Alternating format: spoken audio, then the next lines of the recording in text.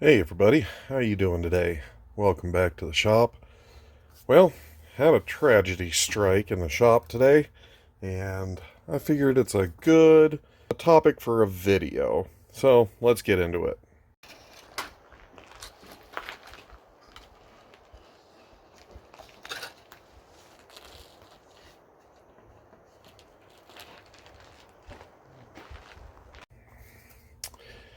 Yep, I get a lot of grief over that video because I'm not using a proper rifle rest, not a proper rifle stand. It is a little wobblier than most people would like, but generally when I'm just out shooting, it's not a big deal, and it doesn't bother me. But they are correct. That's not a proper rifle stand. So, let me go over my rifle stand.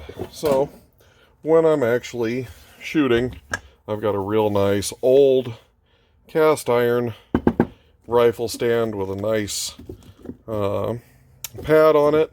It's elevation adjustable. Each independent foot is adjustable.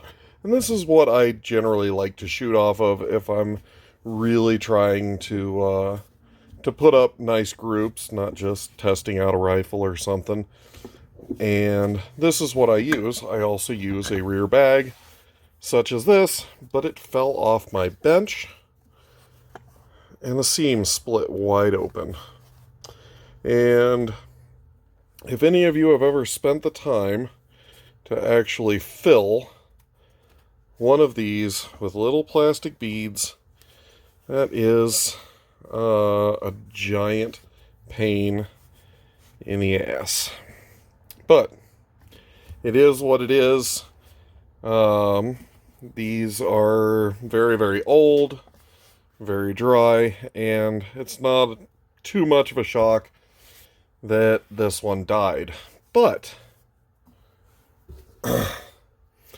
when that happened, I just so happened across a video on YouTube by Overton Windex. And if you don't know who that is, he is definitely worth checking out and following. But he reviewed a new product, and it was so unique and interesting, I thought I seriously have to give this thing a try. It's not terribly expensive, but it's definitely more expensive than a little leather bag. So let's check this out. So here it is. This is the airfoil. It is a compressed air rear bag with a pump. And you can set up on a bench, pump it up to your desired height, and let it rip. This is really freaking cool. And this is really one of the few things that I've seen of recent years that was really just very, very well thought out and really kind of ingenious, especially for bench shooting, like the majority of my shooting is. And basically, you just pump up what you want. You can let it out as needed, and you're off to the races. So, looks like the only thing needed here is this cavity needs to be filled, and the label says to use fine sand. I don't generally like that. It also comes with a little bag to insert into that pocket to fill. So that's kind of cool. But I think I'm probably going to fill it with plastic beads, just like my last one, because that worked out really, really well. So, this is a good idea for people who like shooting from benches. Another option is a full-on rig. This is a Caldwell Stinger. And this basically takes all of the shooter basically out of the equation. You holds the rifle. You can adjust independently front, rear, whatever you need, and really, the shooter actually has very little input. And I think something like this takes a lot of the skill and the fun out of shooting, because the shooter is part of the equation, or at least should be.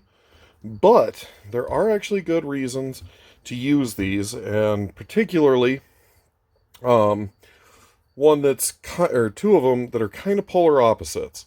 If you have a rifle with known high quality ammunition, you can test to see how good the rifle is. If you have a known good rifle, you can use it for testing how good your ammo is. And that would be something I would use for something like this, to try to take human error out of testing a rifle or ammunition. But beyond that, I don't really care for these that much. So I'm going to get started and put my bag together. I thought this would be an interesting quick video for everybody. Hope you enjoyed it. And next time I'm at the range, I'll give a full breakdown of what I think about this little pumping bag, because I think it's going to be fantastic. But we won't know until we're at the range. And hopefully that'll be very, very soon. So I'll catch you all on another video. Thanks for watching.